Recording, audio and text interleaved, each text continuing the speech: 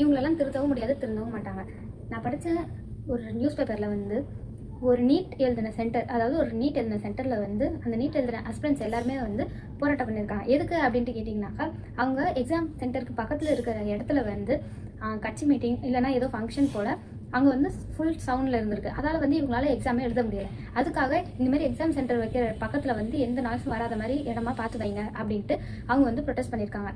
இப்போது இதெல்லாமே இருக்க எல்லா இடத்துலையுமே இப்படி தான் நடந்துட்டு இருக்கு. இப்போ 10th 12th எக்ஸாம் எழுதுறப்போ தான் வந்து பக்கத்தில் வந்து கோவிலில் வந்து அப்போ தான் வந்து அபிஷேகம் பண்ணுவாங்க, அப்போ தான் வந்து கும்பாபிஷேகம் நடக்கும். அப்போ தான் வந்து சாமி உச்சத்துக்கே வந்து பாட்டு, அந்த பக்கம் ஒரு பாட்டோட இந்த பக்கம் ஒரு பாட்டோட அந்த 2 சைடும் இருந்து இவங்க வந்து நடுவில் உட்காந்து இவங்க வந்து அப்பயும் கான்சென்ட்ரேட்டாக தான் எக்ஸாம் எழுதணும். இந்த மாதிரி இருந்தால் எப்படி வந்து மார்க் வரும்? அவங்க பேரண்ட்ஸ் வந்து மார்க் குறையுது, எப்படி குறையுது அப்படின்னு கேட்பாங்க. இவங்க எவ்வளோ நல்லா படிச்சுட்டு போனாலும் வர சத்தத்தில் வந்து எல்லாத்தையும் மறந்துடுவாங்க. இது ஒரு சைடு இருக்கு. இப்போ ஆஸ்பிரன்ஸ் எல்லாருக்குமே வந்து இதே ப்ராப்ளம் இருக்குது. என்னன்னாக்கா இவங்க வந்து இவங்களுடைய சென்டர் வந்து ஊரை விட்டு ஊர் தான் போடுவாங்க. இவங்க வந்து பஸ்ஸில் ட்ராவல் பண்ணி அந்த பஸ் கேப்லேயும் வந்து அந்த பஸ் ட்ராவல் கேப்லேயும் வந்து படிப்பாங்க.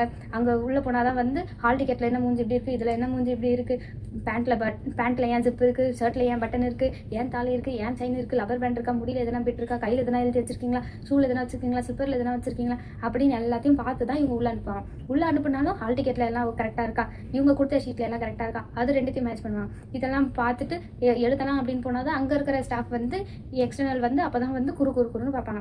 அது எல்லாத்தையும் தாண்டி இவங்க வந்து எழுத ஆரம்பிச்சாதான் பக்கத்தில் எதனா பாட்டு ஓடும். அந்த பாட்டில் ஓடுறத வந்து இவங்க கேட்பாங்க. பக்கத்தில் இந்த மேம் வேறு வந்து நம்மளை பார்ப்பாங்க. இந்த எல்லா ப்ரெஷரையும் தாண்டி தான் வந்து இவங்க ஒரு எக்ஸாமே எழுதுறாங்க. அந்த எக்ஸாமில் எழுதி இவங்களுக்கு வந்து அந்த மார்க் கிடைக்கிது. இப்போ இதெல்லாம் பண்ணாமல் இருந்தால் அப்படி இவங்களால எவ்வளோ அதிகமாக மார்க் எடுக்க முடியும்? இது எல்லாமே தடுக்கிற விதமாக ஏதாவது முயற்சி எடுக்கலாம். இப்போ வந்து டிவிக்கெல்லாம் வந்து ஆட்சிக்கு வரப்போகுது அப்படின்ட்டு மெஜாரிட்டியாக எல்லாருக்குமே வந்து தெரியுது.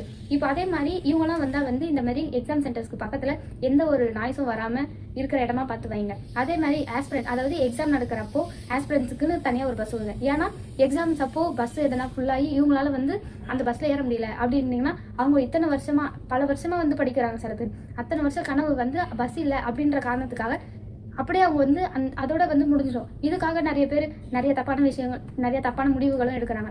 இந்த மாதிரி எதுவுமே இல்லாமல் வர ஆட்சி வந்து ஒரு முடிவு எடுத்தால் வந்து நல்லாயிருக்கும். இதை பற்றி நீங்கள் என்ன நினைக்கிறீங்க அப்படின்னு கமெண்ட்டில் சொல்லுங்கள். நான் பேசுனதில் வந்து தப்பாகவும் இருக்கலாம், சரியாகவும் இருக்கலாம். எனக்கு தோணுன விஷயங்களை தான் நான் உங்களுக்கு ஷேர் பண்ணிக்கிறேன். இதே மாதிரி தான் என்னோட எல்லா வீடியோஸ்லையும் வந்து எனக்கு தோன்ற விஷயங்கள், ஃபேக்ட்ஸ், அதை பற்றி தான் நான் சொல்லியிருக்கேன். உங்கள் எல்லாரும் வந்து எனக்கு சப்போர்ட் பண்ணுங்கள், லைக் பண்ணுங்கள், ஷேர் பண்ணி இந்த விஷயத்தை எல்லாருக்கும் தெரிவிங்க. தேங்க்யூ.